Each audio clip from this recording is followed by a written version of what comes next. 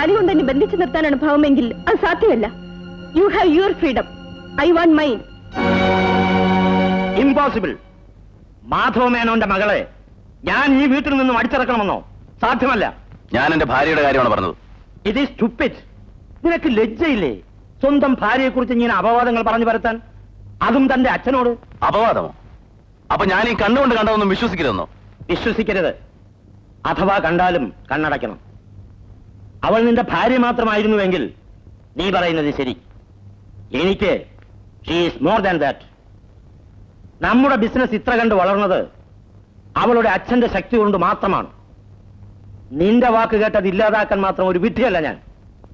അതിന് ഞാൻ എന്റെ ഭാര്യയെ മറ്റു പലരുടെയും വെപ്പാട്ടിയാക്കണമെന്നാണോ നിങ്ങൾ പറയുന്നത്? Vaishakhan, mind your words. Vaishakhan, ഉയരങ്ങളിൽ ചെന്നെത്താൻ ആഗ്രഹിക്കുന്നവർ പലതും കണ്ടില്ലെന്നും കേട്ടില്ലെന്നും നടിക്കേണ്ടി വരും. Silly matter. നാളെ സൂര്യൻ ഉദിക്കുമ്പോൾ നീ എല്ലാം മറക്കും. Forget it. ലജ്ജയില്ലേ മനുഷ്യ നിങ്ങൾക്ക്? ഒരച്ഛൻ മകനോട് പറയാവുന്ന വാക്കുകളാണോ ഇത്?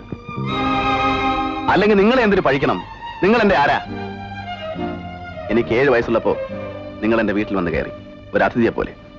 ഒടുവിൽ അതിഥി വീട്ടുകാരനായി. എന്റെ അമ്മ നിങ്ങളെ എന്നെ കൊണ്ട് അച്ഛ എന്ന് വിളിപ്പിച്ചു. എന്റെ അമ്മ കൊട്ടാരത്തിൽ സരളാദേവിക്ക് അന്ന് ആദ്യമായിട്ടൊരു തെറ്റുപറ്റി. അല്ലെങ്കിലും കൊട്ടാരത്തിലെ ദേവിമാർക്ക് തെറ്റേ പറ്റിയിട്ടുള്ളൂ.